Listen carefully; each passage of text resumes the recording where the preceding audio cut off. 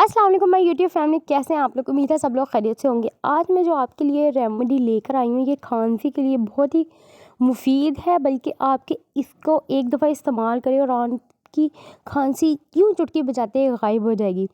अच्छा, इसके लिए सबसे पहले हमें 4 इंग्रेडिएंट चाहिए। सबसे पहले 1 टेबलस्पून हमें चाहिए सौंफ, 8 हमें बादाम चाहिए और चाहिए 1 टेबलस्पून सूखा धनिया। इसके अलावा हमें चाहिए जो देसी शक्कर होती है वो 1 टेबलस्पून। चारों चीज़ों की इक्वल क्वांटिटी है, 8 बादाम और 1-1 टेबलस्पून ये। अब हम इसे कर लेंगे फटाफट से ग्राइंड पाउडर फॉर्म में आ जाएगी। इसको आपने 1 खाने का चम्मच इस्तेमाल करना है भर के। इसके बाद पानी का इस्तेमाल आपने बिल्कुल नहीं करना।